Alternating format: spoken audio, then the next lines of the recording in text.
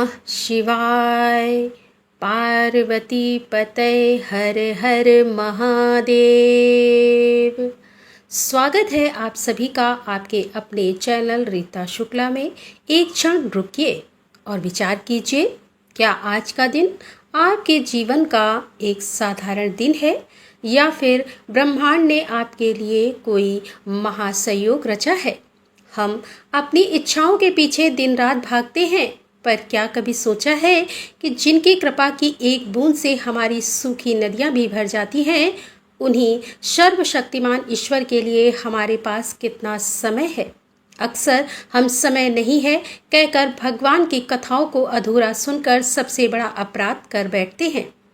याद रखिए, अधूरी भक्ति और अधूरी कथा फल भी अधूरा ही देती है। आज हम यहाँ केवल कुछ शब्द कहने या कोई कहानी सुनाने के लिए एकत्रित नहीं हुए हैं।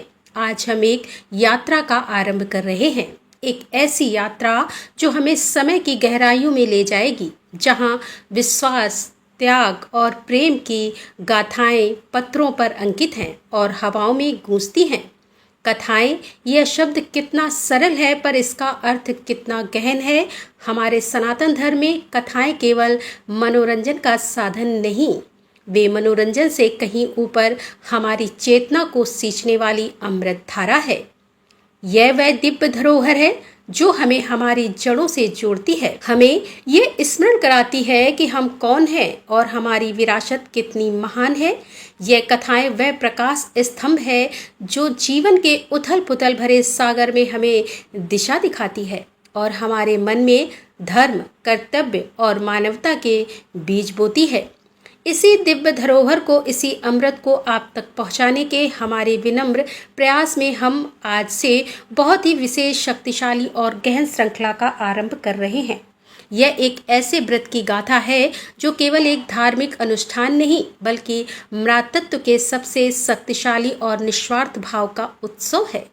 एक ऐसा व्रत जो एक माँ के हृदय की पुकार को सीधे परमात्मा तक पहुँचाता है। यह कोई साधारण कथा श्रृंखला नहीं होगी, यह एक अनुभव होगा। हम कैलाश के शिखर से अपनी यात्रा आरंभ करेंगे, जहां जगत जननी माता पार्वती के एक प्रश्न ने भगवान के सबसे बड़े रहस्य पर से पर्दा उठाया। भगवान शिव और माता पार्वती के इस दिव्य संवाद से शुरू हुई यह यात्रा आपको गंधर्व राजकुमार जीमूत वाहन के असीम त्याग के महासागर में डुबकी लगवाएगी, जहां करुणा की लहरें काल के किनारों को भी तोड़ देती हैं। हम उस चील और सियारिन की निष्ठा की कहानी सुनेंगे जो हमें बताएगी कि भक्ति में चूक का परिणाम कितना भयावह हो सकता है, और हम महाभारत के उन अनछुए पहलुओं को भी स्पर्श करेंगे जहां इस व्रत की प्रतिध्वनियां सुनाई देती हैं, जहां अश्वत्थामा का क्रोध और उत्तरा का विलाप इस व्रत की महिमा को और भी प्रगाढ़ कर देता है। यह श्रृंखला एक माँ का अपने संतान के प्रति प्रेम का महाकाव्य है। यह त्याग की उस पराकाष्ठा की कहानी है जहाँ एक व्यक्ति दूसरे के लिए अपने प्राणों को न्यौछावर कर देता है। यह उस विश्वास की कहानी है जो पहाड़ों को भी हिला सकता है। तो हमारे साथ इस यात्रा पर बने रहें। इन कथाओं को केवल कानों से नहीं, बल्कि अपने हृदय से सुने, इनके मर्म को समझें और अपने परिवार तथा दोस्तों के साथ भी साझा करें, ताकि हर कोई इस पवित्र व्रत की महिमा को, इसके पीछे छिपे त्याग और प्रेम के संदेश को जान सके। तो चलिए, बिना किसी विलंब के अपनी चेतना को एकाग्र करके कैलाश के उस दिव्य शिखर की ओर प्रस्थान करते हैं और आज की इस दिव्य कथा में प्रवेश करते हैं। कैलाश का शिखर समय के प्रवाह से परे था, एक ऐसा स्थान जहां ब्रह्मांड की धड़कनें किसी शांत झील की लहरों की तरह महसूस की जा सकती थी। यह केवल एक पर्वत नहीं था, यह चेतना का केंद्र था, सृष्टि का अक्ष था। यहाँ हिम के स्फटिक कण हवा में तैरते थे और जब सूर्य की पहली किरणें उन पर पड़ती तो प्रत्येक कण में एक पूरी आकाश गंगा का प्रतिबिंब झिलमिलाता था। यह मौन भी मुखर था, एक ऐसा मौन जो युगों की कहानियां, ऋषियों के मंत्रोक्त और आने वाली अनंत काल की प्रतिध्वनियों से गूंजता था। हवा में एक अजीब सी पवित्रता थी, एक ऐसी शीतलता जो हड्डियों तक नहीं, आत्मा तक पहुंचती थी। यहाँ उगने वाले ब्रह्मा कमल केवल पुष्प नहीं थे, विद्वान की अवस्था में खिले हुए योगी प्रतीत होते थे। इसी शाश्वत अलौकिक शिखर पर एक विशाल शिलाखंड पर, जिसे ज्ञान शिला कहा जाता था, ब्रह्मांड के आदि योगी महादेव शिव अपनी समाधि में लीन थे। वे पदासन में विराजमान थे। उनकी देह निश्चल थी, पर उनकी चेतना संपूर्ण ब्रह्मांड में व्याप्त थी। उनकी जटाएं कैलाश की चट्टानों पर दूर दूर तक फैली हुई थी, मानो पर्वत स्वयं उनकी चेतना का विस्तार हो। उन जटाओं में कहीं मंदाकिनी की एक धारा अठखेलियां कर रही थी, तो कहीं दुतिया का चंद्रमा अपने शीतल आभा बिखेर रहा था। उनके गले में लिपटा बासुकी नाग भी उनके ध्यान में विघ्न न डालने के संकल्प के साथ स्थिर था। उनके चारों ओर एक अवर्णी शांति थी, एक ऐसी स्थिरता जिसमें सृजन, पालन और विनाश तीनों की क्षमता एक साथ निहित थी। उनके गण, जो स्वभाव से अत्यंत चंचल और उपद्रवी थे, वे भी आज अपने स्वामी की इस गहन समाधि का सम्मान करते हुए शांत और अनुशासित बैठे थे। नदी अपनी आंखें बंद किए अपने आराध्य के सम्मुख इस प्रकार बैठे थे, मानो वे भी ध्यानस्थ हों। पर आज उस गहन अभिष्ट शांति के पार माता पार्वती के हृदय में एक विचित्र व्याकुलता का जन्म हो रहा था। वे अपने स्वामी के निकट ही एक अन्य शिला पर बैठी थी। उनकी दृष्टि कैलाश की अलौकिक ऊंचाइयों से उतरकर नीचे मृत्युलोक की ओर देख रही थी, जहां जीवन का चक्र अपनी पूरी गति से, अपनी पूरी निष्ठुरता और सुंदरता के साथ घूम रहा था। जन्म की किलकारी, जीवन का संघर्ष, हर्ष का उत्सव, पीड़ा का क्रदन और अंत का अटल सत्य वे देख रही थी कि कैसे एक बीज वृक्ष बन रहा है और कैसे एक विशाल वृक्ष धराशायी हो रहा है, कैसे एक नदी पूरे वेग से बह रही है और कैसे वही नदी सागर में मिलकर अपना अस्तित्व खो रही है। उनकी करुणामयी आंखों ने, जो हर जीव में अपने ही अंश को देखती है, एक ऐसा दृश्य देखा जिनमें उनके मातृत्व के शांत सागर में एक बवंडर उत्पन्न कर दिया। नीचे गंगा के पवित्र तट पर बसे एक छोटे से गांव में, जहां जीवन की गति धीमी और सरल थी, एक माँ अपने मृत पुत्र के निर्जीव शरीर को गोद में लिए विलाप कर रही थी। उसका क्रदन इतना मार्मिक था, कि इतना हृदय विदारक था कि आकाश में तैर के बादल भी क्षण भर के लिए ठहर गए और बहती हुई हवा में भी एक उदासी खुल गई।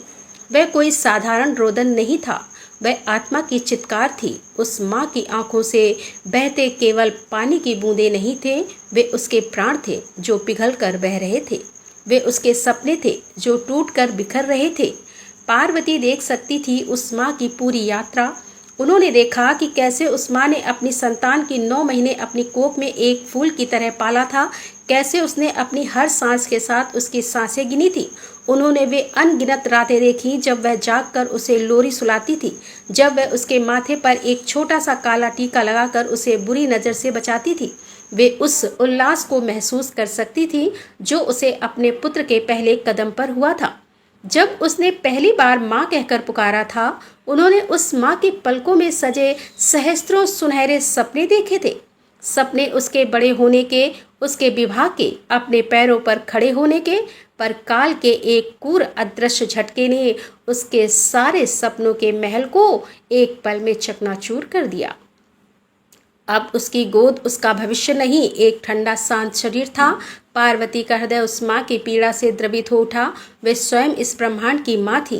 प्रत्येक जीव में उनका अंश था, चाहे वह देव हो, दानव हो, मानव हो या कोई छोटा सा कीट, और किसी भी संतान की पीड़ा अंततः उन्हीं की पीड़ा थी। उन्होंने देखा कि कैसे उस माँ की दुनिया उजड़ गई थी, कैसे उसकी आंखों की रोशनी हमेशा के लिए बुझ गई थी। उसका विलाप अब केवल उसके पुत्र के लिए नहीं था, वह विधाता से प्रश्न कर रहा था, भाग्य को कोस रहा था। यह केवल एक माँ की कहानी नहीं थी, यह मृत्युलोक का वह कठोर नग्न सत्य था जो हर दिन हर क्षण कहीं न कहीं किसी न किसी रूप में घटित हो रहा था। यह उस विधान की क्रूरता थी जो एक माँ को जीवन देने की शक्ति तो देता है, पर उस जीवन की रक्षा को कोई आश्वासन नहीं देता। एक गहरी उदासी और एक अदम्य प्रश्न के साथ माता पार्वती ने अपनी दृष्टि अपने स्वामी महादेव की ओर घुमाई।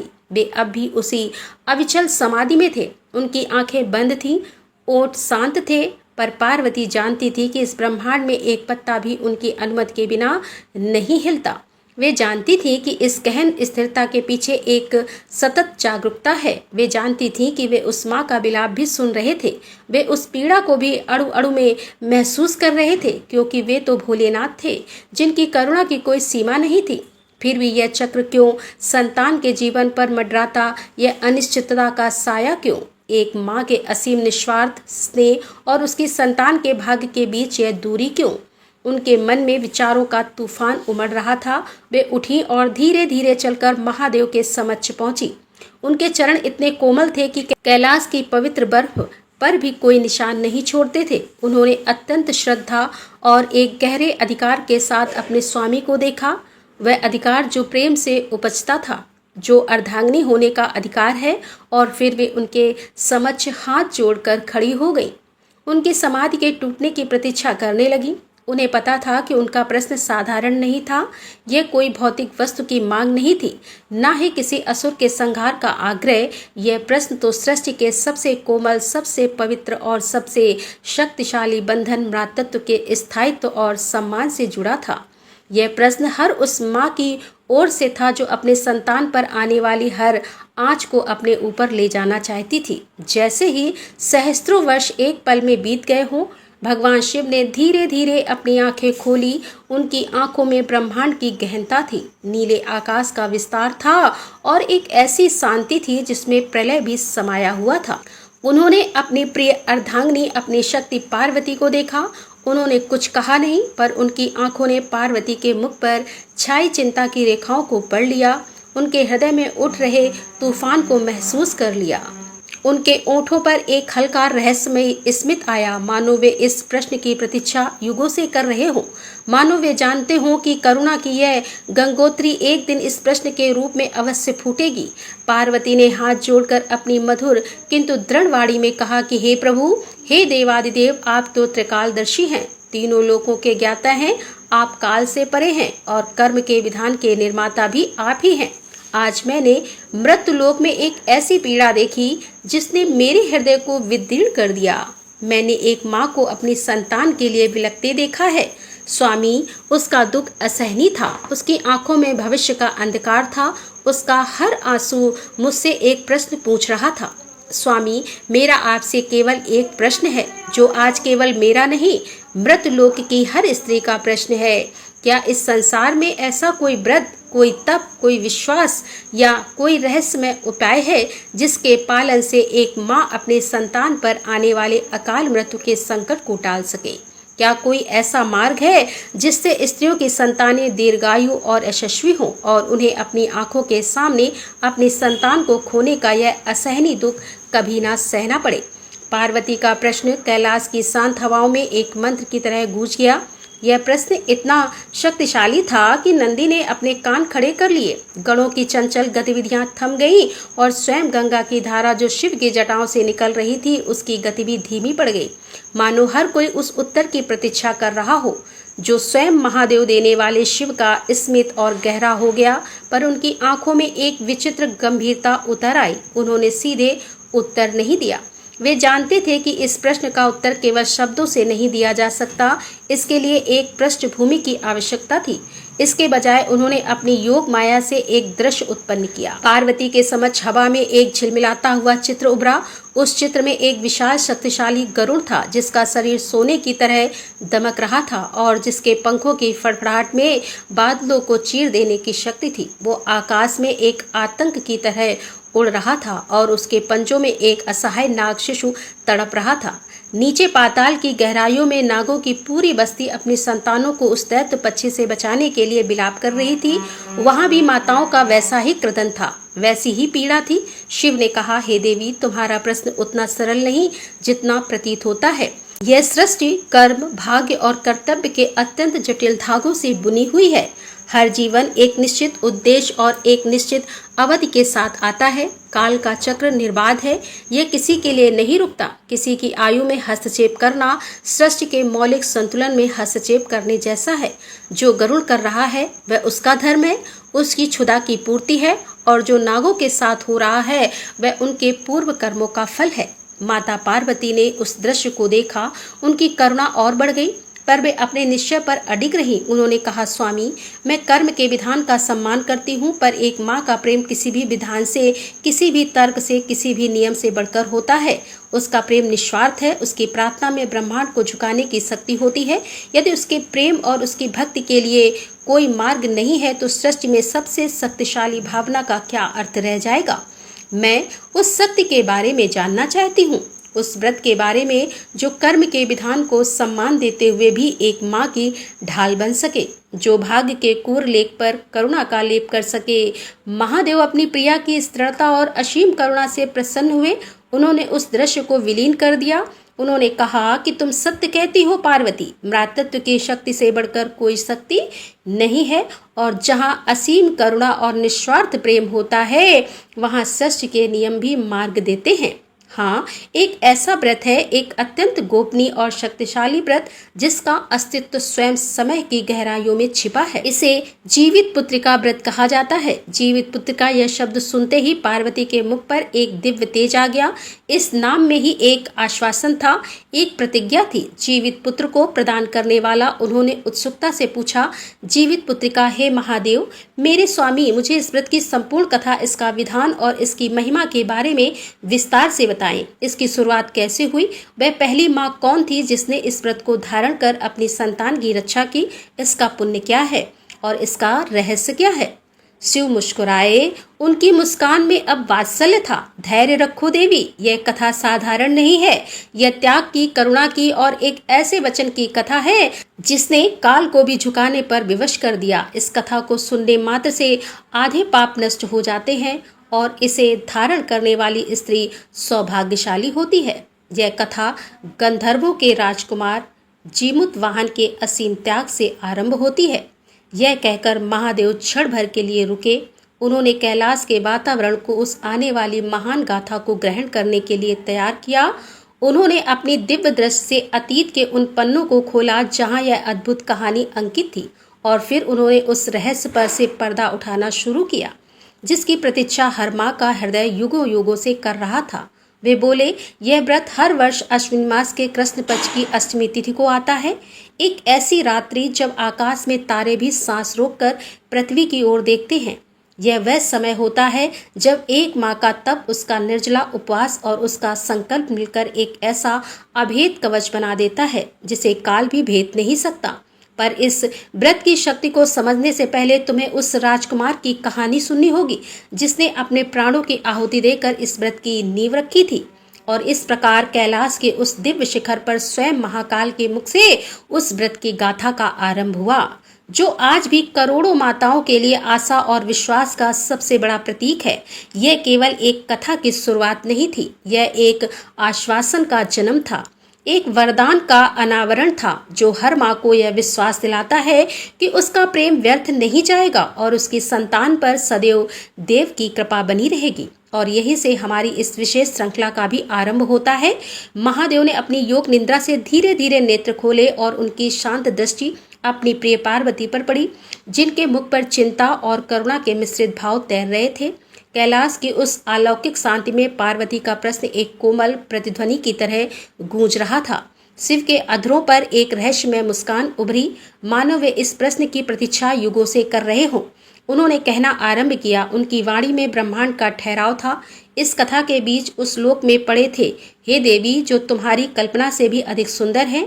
बादलों के उस पार जहाँ इंद्रधनुष फूलों का काम करते हैं, तारे आंगन के फूलों की तरह खिले रहते हैं, जहाँ समय की गति भी धीमी पड़ जाती है, वहाँ गंधर्वों का एक लोक था। सिद्धाश्रम, वहाँ के राजा थे शालीवाहन, जो अपने न्याय, प्रताप और कला प्रेम के लिए तीनों लोकों में विख्यात थे, और उनके पुत्र थे राजकुमार जीमूतवाहन। जैसे ही शिव ने जीतुवाहन नाम लिया, उनकी आंखों में एक विशेष चमक आ गई, जैसे किसी प्रिय शिष्य या अपने ही किसी अंश का स्मरण आया हो। जीमूतवाहन, उन्होंने दोहराया, अर्थात वो जिसका वाहन मेघ हो, पर वास्तव में उसका वाहन मेघ नहीं, करुणा थी। उसकी आत्मा में सहस्त्रों नदियों की शीतलता, करोड़ों सूर्यों का तेज और एक माँ का वात्सल्य एक साथ वास करता था। अब मेरी दृष्टि से देखिए उस सिद्धाश्रम को। पार्वती, वहाँ के महल ऐसे थे जैसे किसी ने पिघले हुए सोने, नीलम और पन्ने को मिलाकर आकाश में ही गढ़ दिया हो। वहाँ के स्तंभ बादलों को चीर कर ऊपर उठते थे और शिखर इतने ऊंचे थे कि नक्षत्र भी उनसे बातें करते हुए प्रतीत होते थे। झरने वहां जल के नहीं संगीत का साथ धाराओं के बहते थे और उनका संगीत सुनकर अप्सराएं भी अपना नृत्य भूल जाती थी। वृक्षों पर सामान्य फल नहीं मणियां फलती थी, जिनका रोशनी से वहां कभी रात का अंधकार होता ही नहीं था। वहां की वायु चंदन, पारिजात और केसर की सुगंध से हर क्षण महकती रहती थी। वहां कोई रोग नहीं था, कोई शोक नहीं था, कोई दरिद्रता नहीं थी। सर्वत्र सुख, सौंदर्य और संगीत का साम्राज्य था। ऐसे वैभवशाली, ऐसे दिव्यलोक में राजकुमार जीतूवाहन का यौवन खिल रहा था। उनका रूप ऐसा था कि कामदेव भी लज्जित हो जाएं। कंठ में ऐसा माधुर्य था कि सरस्वती भी ठहर कर सुने और भुजाओं में ऐसा बल था कि वज्र भी टकरा कर चूर्ण हो जाए। पर वेश वैभव इन गुणों से ऐसे अछूते थे जैसे कमल कीचड़ से, जहां अन्य गंधर्व राजकुमार अपने शस्त्रों के कौशल, अपनी गायन विद्या और अपने रूप के अभिमान से डूबे रहते थे।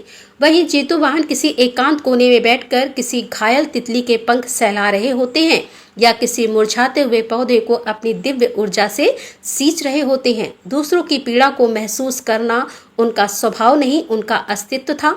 एक दिन की बात है, प्रभात की पहली किरणें जब सिद्धाश्रम के स्वर्ण शिखरों का अभिषेक कर रही थी, तब राजमहल के विशाल प्रांगण में एक अद्भुत हलचल थी। अन्य गंधर्व राजकुमार अपने सर्वोत्तम परिधानों और सहस्त्रों से सुसज्जित अपने स्वर्ण जीत रथों के पास खड़े थे। उनके चेहरे पर आखेट के रोमांच की लालसा और अपनी वीरता के प्रदर्शन का गर्व स्पष्ट झलक रहा था। उनके बीच राजकुमार चित्ररथ, जो जीमूतवाहन के सबसे निकट मित्र भी थे और सबसे बड़े आलोचक भी, अधीरता से उनकी प्रतीक्षा कर रहे थे। तभी श्वेत वस्त्रों में शांत और सौम्य मुखमंडल के साथ जीमूतवाहन वहां पहुंचे। उनके मुख पर प्रभात के सूर्य जैसा तेज था, पर आंखों में एक गहरी शांति जो इस कोलाहल से सर्वथा भिन्न थी। चित्ररथ आगे बढ़े। उनकी आवाज में उल्लाहना और स्नेह का मिश्रण था। जीमूतवाहन, कहाँ थे तुम? हम कब से तुम्हारी प्रतीक्षा कर रहे थे। देखो आज आखेट का कैसा भव्य आयोजन है। आज हम अपनी धनुर्विद्या का कौशल दिखाएंगे। देखेंगे आज किसका बाण सबसे तेज चलता है और कौन सबसे शक्तिशाली मृग का शिकार करता है। यह क्षत्रिय का धर्म भी है और मनोरंजन भी। चलो अपना धनुष उठाओ। जीतूवाहन मुस्कुराए। उनकी मुस्कान में एक विचित्र सी पीड़ा थी, जैसे किसी ने उनके सबसे कोमल भाव पर आघात कर दिया हो। उन्होंने चित्ररथ के कंधे पर हाथ रखा और अत्यंत मधुर वाणी में बोले, मित्र क्षमा करना, मेरे धनुष की प्रत्यंचा किसी निर्दोष प्राणी के प्राण लेने के लिए नहीं चढ़ सकती। मेरा बाण किसी भयभीत हृदय को भेदने के लिए नहीं बना है। मनोरंजन के लिए किसी की सांसों को छीन लेना, यह कैसा मनोरंजन है। अपनी वीरता का प्रदर्शन किसी निर्बल पर करना जो तुमसे प्राणी की भीख मांग रहा हो, यह कैसी वीरता है। मेरी विद्या जीवन देने के लिए है, लेने के लिए नहीं। तुम सब जाओ, पर मेरे हिस्से का आनंद इस उद्यान के मूक प्राणियों की सेवा में है। उनके मित्र हंस पड़े। एक अन्य राजकुमार ने ताना कसते हुए कहा, जीमूतवाहन, तुम राजकुमार हो या कोई सन्यासी, यह क्षत्रिय धर्म नहीं है। राजा को कठोर होना पड़ता है। तुम इतने कोमल हृदय से राज कैसे करोगे? सिंहासन पर बैठकर क्या तुम शत्रुओं के आगे भी ऐसे ही हाथ जोड़े लोगे? जीमूतवाहन का चेहरा गंभीर हो गया। उन्होंने कहा, मित्र, शत्रुता और निर्दोष में भेद होता है। जो अधर्म करे, जो प्रजा को कष्ट दे, उसके लिए मेरा यही धनुष्काल बन जाएगा। पर यह वन के प्राणी, इन्होंने हमारा क्या अहित किया है? इनका अपराध केवल इतना है कि यह हमसे दुर्बल हैं। नहीं, सच्चा राजा वो है जो दुर्बल की रक्षा करे, उसका भक्षण नहीं। जाओ मेरे मित्रों, अपना मनोरंजन करो, मैं तुम्हें नहीं रोकूंगा, पर मुझे मेरे धर्म का पालन करने दो। उनके शब्दों में इतना दृढ़ता और इतना तेज था कि किसी का कुछ और कहने का साहस न हुआ। उन्होंने बस हाथ जोड़ दिए और उस दिशा में चल दिए जहां उत्थान से पशु पक्षी उनसे प्रेम करने के लिए एकत्रित होते थे। वे सब आखेट पर निकल गए। उनके रथों की गड़गड़ाहट और घोड़ों के टापे जब शांत हो गए, तब जीमूतवाहन राज उत्थान के एक शांत सरोवर के किनारे टहलने लगे। तभी उनकी दृष्टि एक छोटे से हंस के बच्चे पर पड़ी जो अपने झुंड से बिछड़ गया था और जिसका पंख एक कांटेदार झाड़ी से उलझकर लहूलुहान हो गया था। वह पीड़ा से चीख रहा था। उसकी चीकार में मृत्यु का भय स्पष्ट था। जीतूवाहन का हृदय द्रवित हो उठा। वे दौड़कर उसके पास पहुंचे। उन्होंने किसी माँ की कोमलता से उस हंस श्रावक को अपनी गोद में उठाया, धीरे से कांटा निकाला। कांटा निकालने समय जब पक्षी को पीड़ा हुई तो जीमुतवाहन की आंखों से भी जल की एक बूंद टपक पड़ी, मानो कांटा पक्षी को नहीं उन्हें ही चुभा हो। उन्होंने अपने बहुमूल्य उत्तरीय को पाड़कर उसकी मरहम पट्टी की और अपनी दिव्य ऊर्जा से उसके घाव को भरने लगे। कुछ ही क्षणों में वह पक्षी स्वस्थ होकर उनकी गोद में खेलने लगा। उसकी आंखों से कृतज्ञता के आंसू थे। वह अपनी नन्ही चोट से राजकुमार के हाथ को सहलाने लगा। तभी उनके पीछे से एक गंभीर आवाज आई। पुत्र जीमुतवाहन ने मुड़कर देखा। स्वयं महाराज शालीवाहन वहां खड़े थे। उनके मुख पर गर्व और चिंता की मिलीजुली रेखाएं थी। उन्होंने यह पूरा दृश्य देखा था। वे जानते थे कि उनका पुत्र अदिति है, पर वे यह भी जानते थे कि संसार इतना सरल नहीं है। शाम को उन्होंने जीमुतवाहन को अपने निजी कक्ष में बुलाया। कक्ष अत्यंत भव्य था। दीवारों पर गंधर्व लोक के इतिहास के चित्र अंकित थे, पर राजा का मुख उन चित्रों से अधिक गंभीर था। पुत्र, उन्होंने कहना आरंभ किया। उनकी आवाज में राष्ट्रीय अधिकार और पितृसुलभ चिंता का मिश्रण था। आज प्रातः जो हुआ वह मैंने अपनी आंखों से देखा। मैं तुम्हारी करुणा और तुम्हारी सेवा भाव का सम्मान करता हूँ। यही एक राजा का सर्वोच्च गुण है, पर तुम एक राजकुमार हो, भविष्य के राजा। एक राजा का हृदय केवल कोमल नहीं होना चाहिए, उसे वज्र की तरह कठोर भी होना पड़ता है। उसे न्याय के लिए कठोर निर्णय भी लेने पड़ते हैं। उसे दुष्टों को दंड भी देना पड़ता है। उसे अपनी प्रजा की रक्षा के लिए शस्त्र भी उठाने पड़ते हैं। तुम्हारे इस अति करुणामयी स्वभाव से मैं चिंतित हूँ। सिंहासन फूलों की सेज नहीं, कांटों का ताज होता है। पुत्र, जिस हृदय में केवल करुणा हो वह शत्रुओं का संहार कैसे करेगा? वह राज्य की सीमाओं की रक्षा कैसे करेगा? जीमुतवाहन ने अपने पिता के चरण स्पर्श किए और अत्यंत विनम्रता से बोले, पिताजी, आप ही ने तो सिखाया है कि राजा का धर्म प्रजा का पालन है, उसकी रक्षा है। तो फिर करुणा और न्याय में भेद कैसा? दंड केवल उसे दिया जाना चाहिए जो पश्चाताप के योग्य ना हो, जिसकी दुष्टता ने सारी सीमाओं को लांघ दिया हो। पर मेरे लिए तो सृष्टि का हर प्राणी मेरी प्रजा है। यह घायल हंस श्रावक भी और वह अपराधी भी जिसे हम दंड देते हैं। मैं भेद कैसे करूं? एक राजा का कर्तव्य केवल अपनी सीमाओं की रक्षा करना नहीं, अपितु मानवता और जीव मात्र की रक्षा करना है। मेरे लिए राजा का सिंहासन सेवा का एक अवसर मात्र है, अधिकार और वैभव का प्रतीक नहीं। राजा शालीवाहन निरुत्तर हो गए। वे समझ गए कि उनका पुत्र किसी और ही मिट्टी का बना है। वह इस धरती पर राज करने नहीं, दिलों को जीतने आया था। उनकी चिंता कम नहीं हुई, पर उनके मन में अपने पुत्र के प्रति सम्मान और भी बढ़ गया। वर्ष बीतते गए। जीतूवाहन का यौवन और भी निखर उठा, पर उनका वैराग और भी गहरा होता गया। वे अक्सर राजमहल के सुखों को छोड़कर वन में चले जाते, ऋषियों से ज्ञान चर्चा करते और दुखी प्राणियों की सेवा में अपना समय बिताते। राजा शालीवाहन अब वृद्ध हो चले थे। उनके शरीर की शक्ति क्षीण हो रही थी। उन्होंने एक दिन सभा बुलाई जिसमें सभी मंत्री, सामंत और गंधर्व लोक के प्रतिष्ठित जन उपस्थित थे। उन्होंने घोषणा की कि अब मेरा शरीर इस राज्य का भार उठाने में अक्षम है। मैं चाहता हूं कि मेरा सुयोग पुत्र जीमुतवाहन काल सिंहासन पर बैठे और सिद्धाश्रम का राजा बने। मुझे विश्वास है कि वह मुझसे भी बेहतर शासक सिद्ध होगा। पूरी सभा राजकुमार जीतूवाहन की जय के नारों से गूंज उठी।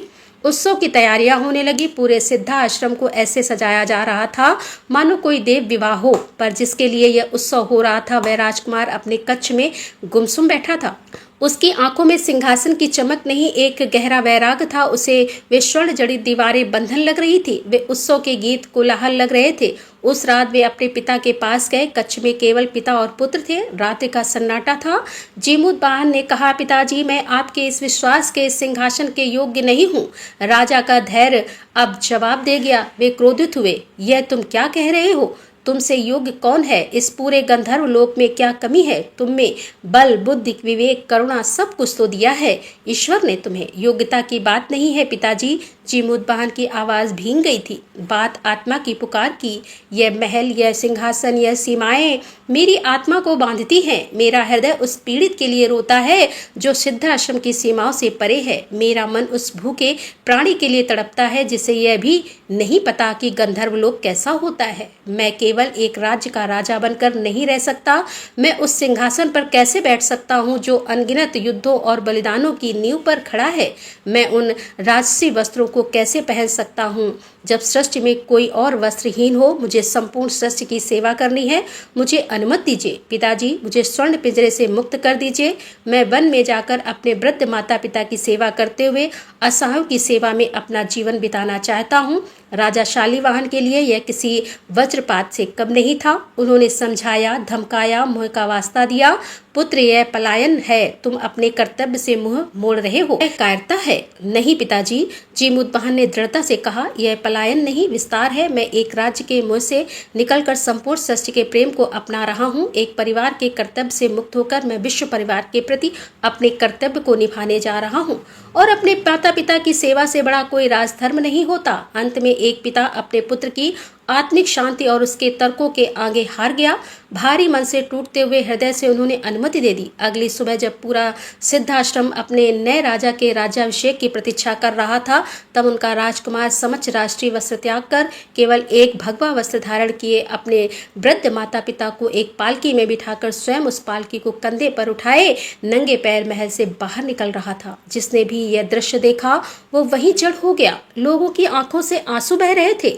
उन्होंने अपने सिंहासन को, अपने साम्राज्य को ऐसे त्याग दिया था जैसे कोई व्यक्ति पुराने वस्त्र को त्याग देता है। आकाश से देवता भी इस अपूर्व त्याग को देखकर पुष्प वर्षा कर रहे थे। वे चलते चलते मलयगिरी पर्वत की शांति और सुरम्य वंदियों में पहुंचे। चंदन की सुगंध से महकती उस भूमि पर उन्होंने एक छोटी सी पर्ण कटी बनाई। अब उसका जीवन बदल चुका था। सुबह उठकर माता पिता के लिए शीतल जल लाना, वन से मधुर कंदमूल फल की व्यवस्था करना, उनके चरण दबाना, उनकी हर आज्ञा का पालन करना और बचे हुए समय में ध्यान और तपस्या करना, यही उनकी दिनचर्या बन गई थी। वे राजसी सुखों से बहुत दूर थे, पर उनकी आत्मा पहले से कहीं अधिक सुखी और शांत थी। उनके मुख का तेज पहले से भी सहस्त्र गुना बढ़ गया था। एक दिन जब दोपहर का सूर्य मलयगिरी के घने जंगलों को चीरकर धरती पर सुनहरी रेखाएं खींच रहा था, जीमूतवाहन यज्ञ के लिए सूखी लकड़ियां बिन रहे थे। वातावरण में एक विचित्र, लगभग अप्राकृतिक शांति थी। पक्षियों का कलरव थम गया। हवा ने मानो सांस रोक ली थी और पत्ते भी कांपना भूल गए थे।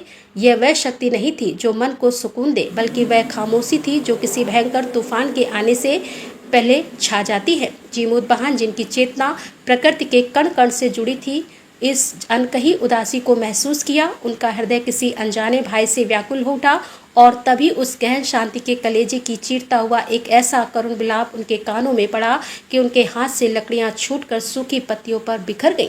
यह किसी साधारण व्यक्ति के रोने की आवाज़ नहीं थी, यह एक आत्मा की चीत्कार थी। एक ऐसा विलाप जिसमें युगों युगों की पीड़ा, बेबसी और घोर निराशा इस तरह घुल गई थी कि उसे सुनकर पत्थर भी पिघल जाए।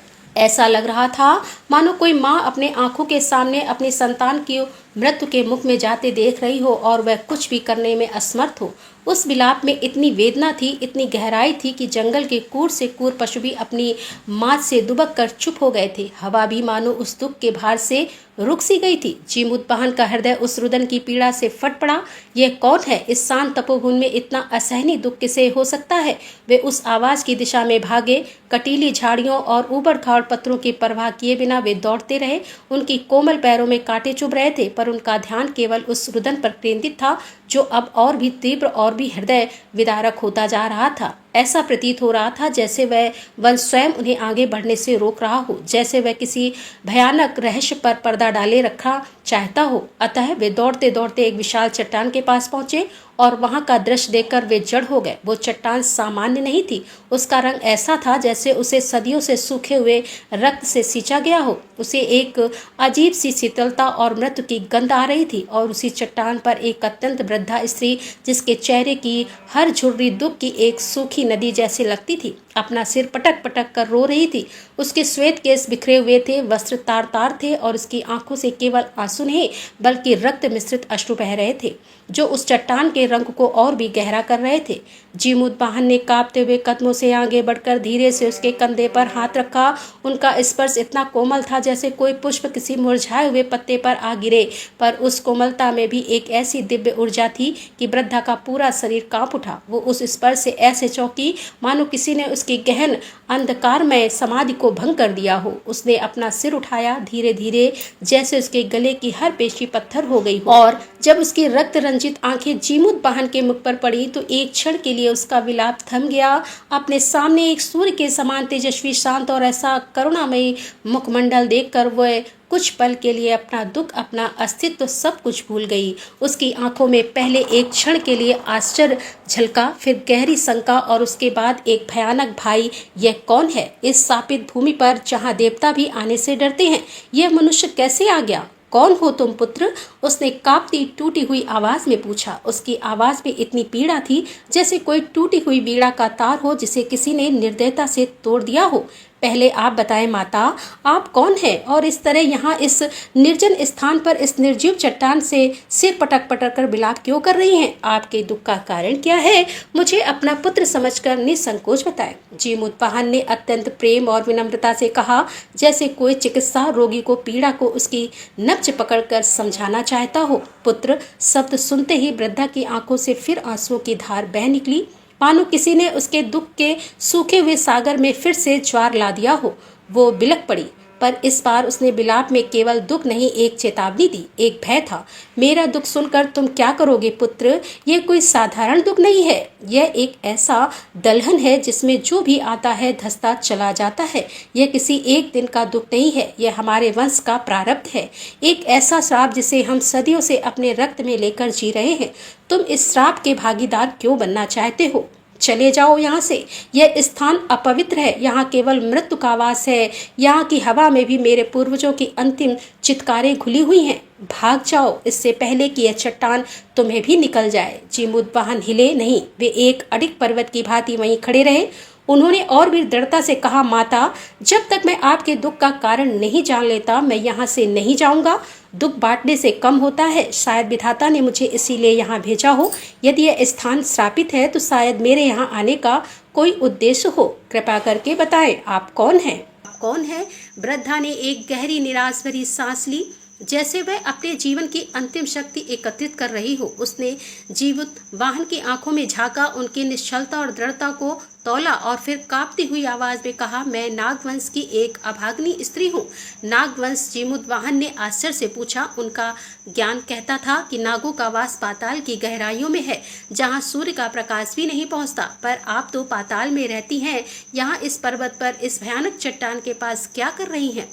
तब उस वृद्धा ने जो कहानी सुनाई वह कोई कहानी नहीं थी, वो एक अंतहीन दुःस्वप्न था। उसने कहना शुरू किया और जैसे जैसे वह बोलती गई ऐसा लगा मानो मलयगिरी का पूरा जंगल उस कथा को सुनकर रो रहा हो। तुमने सही कहा पुत्र, हमारा घर पाताल है, पर हमारा भाग्य इस धरती की चट्टान से जुड़ा है। ये कहानी उस वैर से शुरू होती है जो जन्मों पुराना है। हमारी माताओं कद्दू और विनीता के समय से उसी वर की अग्नि से हमारा वंश आज तक जल रहा है। पंछीराज गरुड़ जो भगवान विष्णु के शक्तिशाली वाहक हैं, वे उस अपमान का प्रतिशोध हमारे वंश का संहार करके ले रहे थे। प्रतिदिन हजारों नाग उनके भोजन बन जाते थे।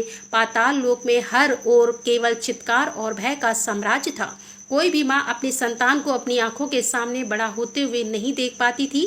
हर क्षण आकाश से आती उस गड़गड़ाहट का भय हमारे हृदयों में समाया रहता था। हमारा वंश विलुप्त होने की कगार पर था।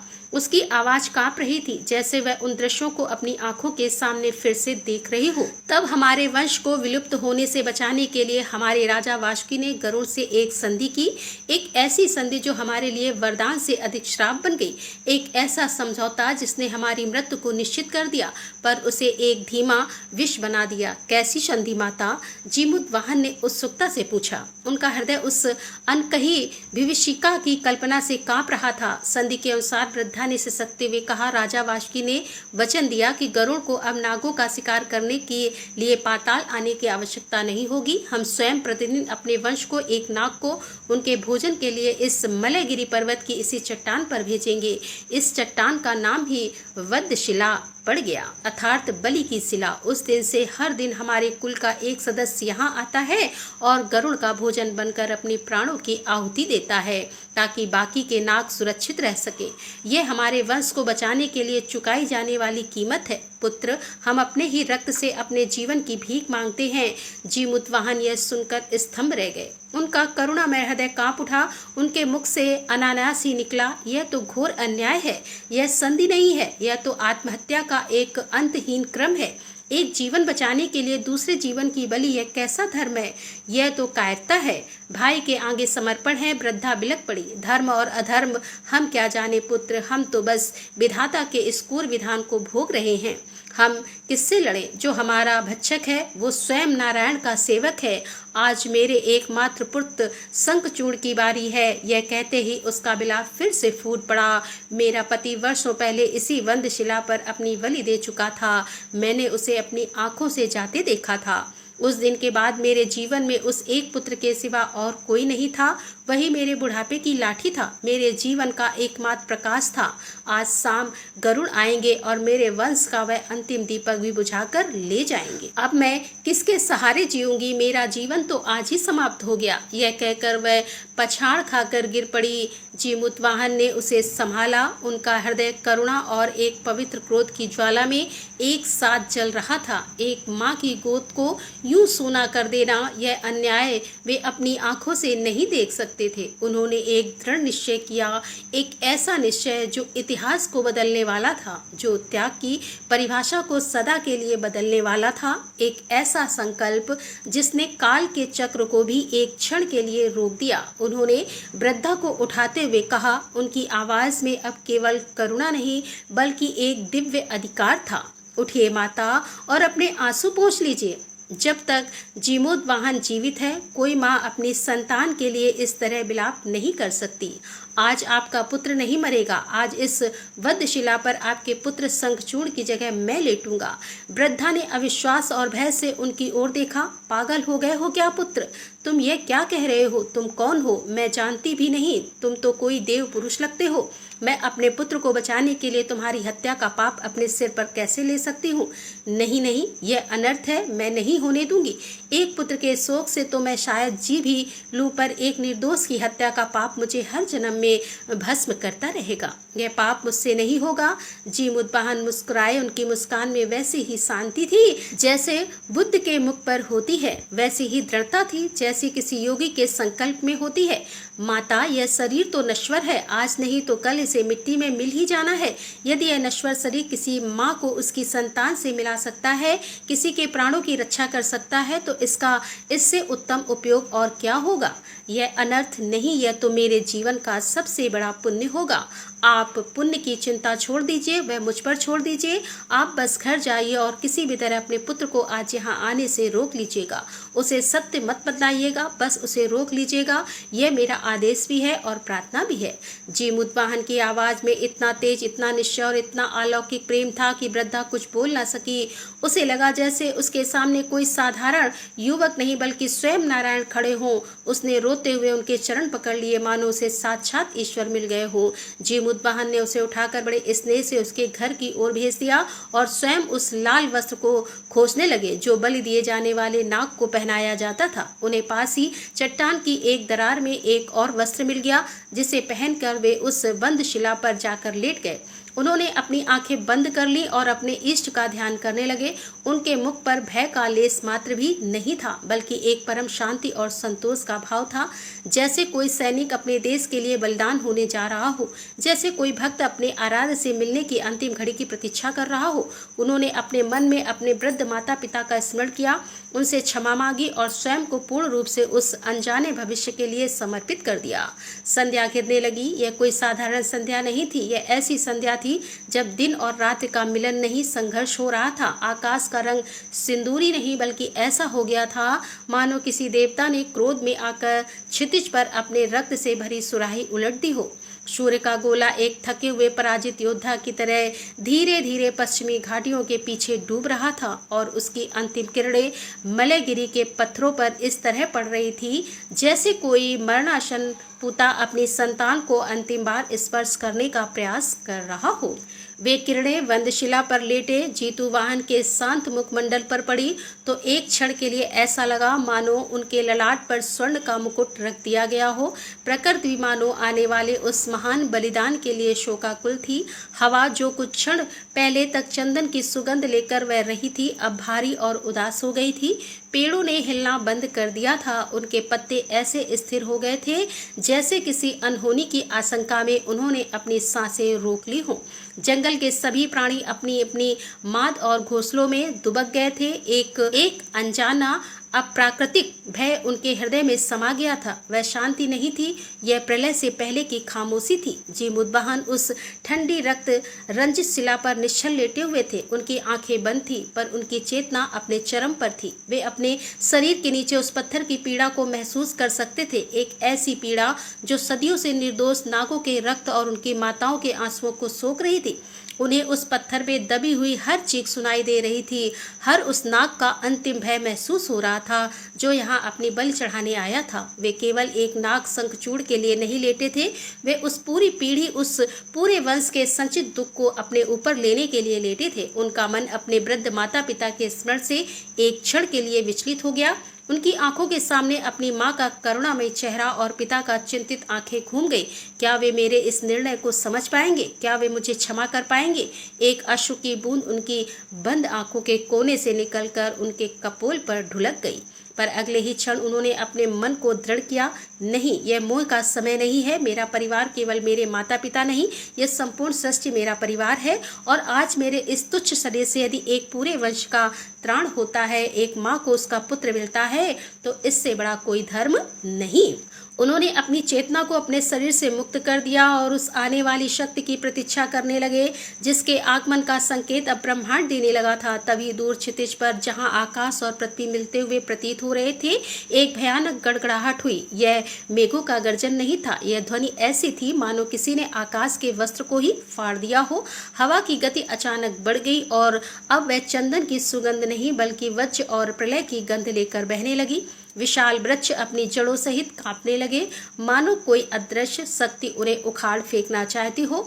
पर्वत की छोटी छोटी चट्टानें खिसक कर घाटियों में गिरने लगी और फिर उस रक्त रंजित आकाश में एक बिंदु प्रकट हुआ, एक स्वर्ण बिंदु जो हर पल बड़ा और अधिक प्रलयकारी होता जा रहा था। वह कोई पक्षी नहीं था, वह आकाश में विचरण करती हुई साक्षात मृत्यु थी। वह स्वर्ण काया, वज्र नख और ऐसी तीक्ष्ण दृष्टि वाले स्वयं पक्षीराज गरुड़ थे जिनकी आंखों की ज्वाला से सूर्य भी तेजहीन हो जाए। उनकी गति इतनी तीव्र थी कि वे पलक झपकते ही पर्वत के शिखर पर पहुंच गए और उनके पंखों की फड़फड़ाहट से उत्पन्न हुई वायु के झोंके ने छोटे छोटे पेड़ों को तिनकों की तरह उखाड़ फेंका। गरुड़ ने अपनी तीक्ष्ण क्रोधित दृष्टि नीचे डाली। उन्होंने वधशिला पर लाल वस्त्र में लिपटे अपने शिकार को देखा, पर आज उन्हें कुछ अजीब लगा, कुछ ऐसा जो सदियों से चली आ रही इस परंपरा में उन्होंने पहले कभी अनुभव नहीं किया था। रोज उनका शिकार भय से कांपता था, झटपटाता था, अपने नुकीले दांतों से फुकार कर अंतिम प्रतिरोध करने का व्यर्थ प्रयास करता था। उसके हृदय की धड़कनें इतनी तीव्र होती थी कि गरुड़ को आकाश से ही सुनाई दे जाती थी। पर आज यह शिकार तो एकदम शांत, अविचल, समाधिष्ठ लेटा हुआ था। उसके शरीर में भय का कोई कंपन नहीं था, उसके मुख पर पीड़ा की कोई रेखा नहीं थी, बल्कि एक ऐसी अलौकिक शांति थी जिसे देखकर गरुड़ का विशाल हृदय भी एक क्षण के लिए ठिठक गया। वह कैसा नाग है? क्या यह मृत्यु के भय से मूर्छित हो गया है या यह मेरे अपमान के लिए कोई नया छल है? उनका क्षत्रिय अभिमान जाग उठा। जो भी हो, यह मेरे और नागवंश के बीच का समझौता है। भयभीत हो या शांत, यह मेरा आहार है। अपनी क्षुधा और सदियों पुरानी प्रतिशोध की ज्वाला से विवश होकर उन्होंने अधिक विचार नहीं किया। उन्होंने आकाश में एक अंतिम चक्कर काटा, अपनी स्थिति का आकलन किया और फिर एक स्वर्ण वज्र की तरह नीचे झपट्टा मारा। उनके नुकीले हीरे से भी कठोर पंजे जब जीमूतवाहन के कोमल शरीर में धंसे तो एक क्षण के लिए जीमूतवाहन के मुख से एक दबी हुई आह निकली। उनकी शांत समाधि टूट गई और पीड़ा की एक लहर उनके पूरे शरीर में दौड़ गई। पर उन्होंने अपने ओंठों को भी लिया और कोई चित्कार नहीं की। उनके शरीर से रक्त की एक मोटी धारा बह निकली जो उस वध्यशिला पर ऐसे गिर रही थी मानो कोई लाल नदी उस पत्थर की सदियों की प्यास बुझाने निकली हो। गरुड़ ने उस शांत प्रतिरोधहीन शरीर को अपने पंजों में दबोचा और वापस आकाश की ओर उड़ चले, अपने गंतव्य की ओर, जहाँ वे शांति से अपना भोजन कर सके। नीचे मलयगिरी पर्वत पर वधशिला से से लेकर जहां तक दृष्टि जाती थी, जीवोद्वाहन के रक्त की बूंदें एक मार्ग बना रही थी, एक ऐसा मार्ग जो त्याग और करुणा की स्याही से लिखा जा रहा था। उधर पाताल की ओर जाने वाले गुप्त मार्ग पर बने नागों के छोटे से आवास में जब शंखचूड़ अपनी माँ द्वारा दिए गए किसी कार्य को पूरा करके घर पहुंचा तो उसने एक अविश्वसनीय दृश्य देखा। उसकी माँ, जिसे इस समय वधशिला पर उसकी मृत्यु के लिए विलाप करना चाहिए था, घर के कोने में बैठी जीवित और सुरक्षित थी, पर उसकी आंखों में जीवन की कोई चमक नहीं थी। वो एक पत्थर की मूर्ति की तरह शून्य में ताक रही थी और उसके कपोलों पर आंसुओं की सूखी लकीरें बनी हुई थी। शंखचूड़ आश्चर्यचकित और भयभीत हो गया। माँ, तुम यहाँ? आज तो मेरी बलि का दिन था, तुम वंदशिला पर क्यों नहीं गई? तुम्हें तो वहाँ हमारे वंश की परंपरा के अनुसार विलाप करना था। क्या समय में कोई परिवर्तन हो गया है या मैंने कोई भूल कर दी है? उसकी माँ ने जैसे ही अपने पुत्र की आवाज़ सुनी, वह पत्थर की मूर्ति फिर से जीवित हो उठी और फूट फूट कर रोने लगी। मेरे पुत्र, मेरे शंखचूड़! वो उससे लिपट गई। हाँ, आज तुम्हारी ही बलि का दिन था, पर विधाता ने कोई और ही विधान रच दिया है। शंखचूड़ का हृदय किसी अनिष्ट की आशंका से कांप उठा। क्या हुआ माँ? साफ साफ बताओ, तो मुझे भयभीत कर रही हो? उसकी माँ ने रोते रोते हिचकिचाते बीच में उसे सारी कहानी बताई। कैसे वह बंदशिला पर विलाप कर रही थी और कैसे एक देव पुरुष, एक तेजस्वी गंधर्व राजकुमार वहां आया, कैसे उसने उसके आंसू पोंछे और कैसे उसके प्राणों के बदले अपने प्राणों का बलिदान देने का निश्चय किया। उसने बताया कि कैसे उस राजकुमार ने उसे आदेश देकर घर भेज दिया और स्वयं उसकी जगह उस लाल वस्त्र को उड़कर वंदशिला पर लेट गया। यह सुनते ही शंखचूड़ के पैरों तले जमीन खिसक गई। उसके कानों में उसकी माँ के शब्द नहीं बल्कि प्रलय का नाद गूंज रहा था। उसकी आंखों के सामने अंधेरा छा गया। नहीं नहीं, यह क्या अनर्थ कर दिया माँ! वो चित्कार कर उठा। तुमने एक अतिथि, एक शरणार्थी, एक देव पुरुष को मृत्यु के मुख में धकेल दिया। मुझसे ब्रह्म हत्या का, अतिथि हत्या का पाप हो गया। मैं जीवित नहीं रह सकता। धिक्कार है मेरे ऐसे जीवन पर जो किसी और के बलिदान पर टिका हो। जिस कायरता से हमारा पूरा वंश जी रहा है, आज मैंने उस कायरता की सभी सीमाएं लांघ दी। मैं अब नाग कहलाने के योग्य नहीं रहा। वो पागलों की तरह वशीला की ओर भागा। उसकी गति में अब जीवन की आशा नहीं बल्कि प्रायश्चित की अग्नि थी। वो अपनी माँ के रोकने की आवाज को अनसुना करता हुआ चट्टानों से टकराता, कांटों में उलझता हुआ भागा जा रहा था। जब वह विदशिला पर पहुंचा तो वहां का दृश्य देखकर उसका कलेजा मुंह को आ गया। पूरी चट्टान ताजे रक्त से सनी हुई थी और रक्त की बूंदें एक निशान बनाती हुई आकाश की ओर जा रही थी। उसने कांपते हुए आकाश की ओर देखा। बहुत दूर बादलों के बीच उसे एक स्वर्ण बिंदु दिखाई दिया। गरुड़ और उसके पंजों में एक मानव आकृति जो अब केवल एक छोटा सा धब्बा लग रही थी। उसका मस्तिष्क शून्य हो गया, पर उसकी आत्मा चीख उठी।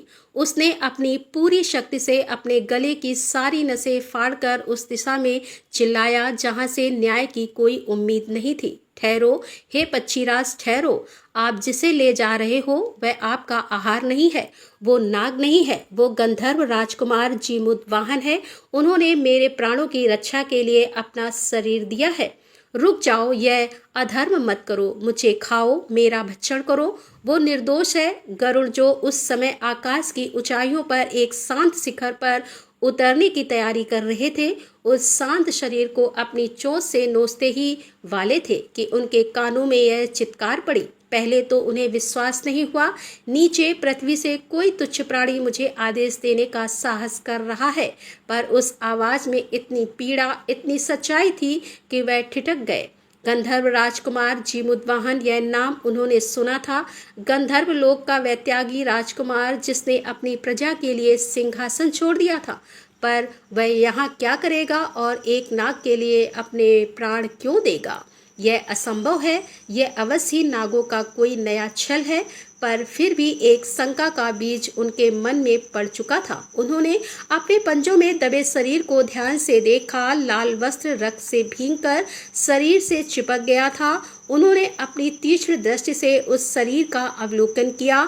नहीं, यह किसी नाग का सर्पिलाकार सल्कों से ढका शरीर नहीं है। यह तो सुगंधित भुजाओं और वक्ष वाला किसी मनुष्य का शरीर है, और यह मुख इस पर मृत्यु की शांति नहीं बल्कि दिव्य वैराग का तेज है। यह आभा यह किसी नाग की नहीं हो सकती। उन्हें अपनी भयंकर अक्षमय भूल का आभास हुआ। उनके विशाल पंख एक क्षण के लिए गतिहीन हो गए।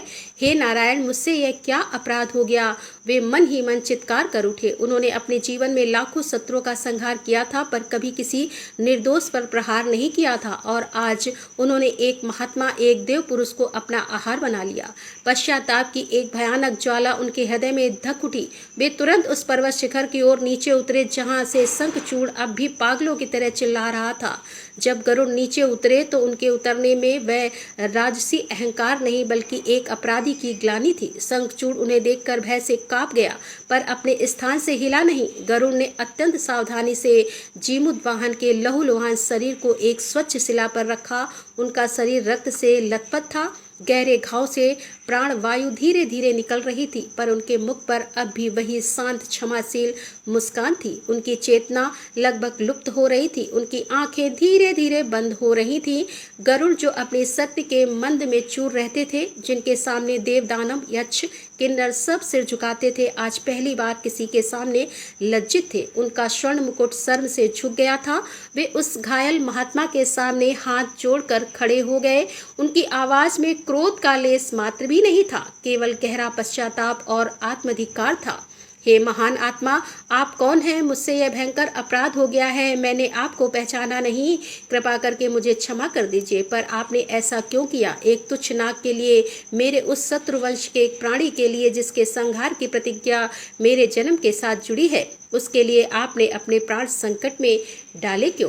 जीमूतवाहन ने अपनी अंतिम शक्ति को एकत्रित करके धीरे धीरे अपनी आंखें खोली। उन्होंने मुस्कुराते हुए गरुड़ को देखा और फिर टूटे हुए शब्दों में अपनी अंतिम सांसें गिनते हुए कहा, हे पक्षीराज, क्षमा।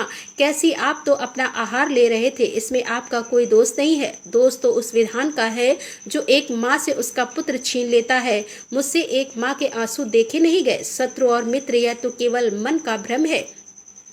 सृष्टि में हर प्राणी एक ही चेतना का अंश है। यदि मेरे इस नश्वर शरीर से किसी का वंश बचता है, किसी माँ की गोद सूनी होने से बचती है, तो यह मेरा सौभाग्य है। इतना कहकर उनकी आंखें पूरी तरह बंद हो गई और वे गहन मूर्छा में चले गए। जीतूवाहन के यह अंतिम शब्द किसी पिघले हुए शीशे से की तरह गरुड़ के हृदय को आत्मा में उतर गए। उनका सदियों का अहंकार, उनका प्रतिशोध, उनका क्रोध, उनका मद, सब कुछ उस एक क्षण में उस महान त्याग की अग्नि में जलकर भस्म हो गया। उनकी आंखों में से जो अब तक केवल अग्नि वर्षा करती थी, पश्चाताप के गर्म आंसुओं की धारा बह निकली। वे समझ गए कि वीरता प्राण लेने में नहीं है, शक्ति का सच्चा उपयोग संहार में नहीं, रक्षा में है। वे उस महान आत्मा के त्याग के समक्ष नतमस्तक हो गए। वे अपने घुटनों के बल बैठ गए और उनका विशाल सिर जीमूतवाहन के चरणों में झुक गया। नहीं, मैं इस त्याग को व्यर्थ नहीं जाने दूंगा। वे अपनी पूरी आत्मा से चित्कार कर उठे। उन्होंने अपनी दिव्य शक्तियों का आवाहन किया और अपने आराध्य, अपने स्वामी भगवान विष्णु का ध्यान कर अमृत की याचना की। उनकी प्रार्थना में इतनी सच्चाई, इतना पश्चाताप था कि वे सीधे बैकुंठ को भेदती हुई कैलाश तक जा पहुंची। कैलाश पर यह सारा दृश्य देख रही माता पार्वती का हृदय वात्सल से भर उठा। उन्होंने महादेव से कहा, स्वामी, इस महान आत्मा की रक्षा कीजिए। इनकी करुणा ने आज सृष्टि के एक कठोर नियम को बदल दिया है। इनका बलिदान व्यर्थ नहीं जाना चाहिए। महादेव मुस्कुराए और बोले, देवी, यह तुम्हारी ही करुणा का विस्तार है। गरुड़ की प्रार्थना व्यर्थ नहीं जाएगी। और उसी क्षण माता पार्वती की करुणा एक दिव्य अमृत कलश के रूप में गरुड़ के हाथों में प्रकट हो गई। गरुड़ ने कांपते हुए हाथों से उस अमृत की कुछ बूंदें जीतूवाहन के घाव पर लगाई और कुछ उनके मुख में डाली। और फिर एक चमत्कार हुआ। देखते ही देखते जीमूतवाहन के गहरे घाव भरने लगे। रक्त का प्रभाव रुक गया और उनका शरीर पहले से भी अधिक तेजस्वी और कांतिमान हो गया। वे धीरे धीरे उठकर बैठ गए, जैसे कोई गहरी नींद से जागा हो। गरुड़ ने उनके चरणों में सिर रखकर कहा, हे देव पुरुष, आपने आज मेरी आंखें खोल दी है।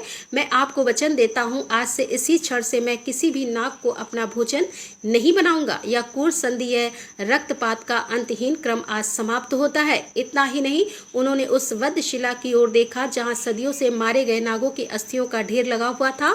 उन्होंने अमृत कलश से बचा हुआ अमृत उन अस्थियों पर छिड़क दिया और फिर एक और महाचमत्कार हुआ। उस हड्डियों के ढेर में से एक एक करके नाग फिर से जीवित हो उठे। वे अपने पुराने स्वरूप में वापस आ गए।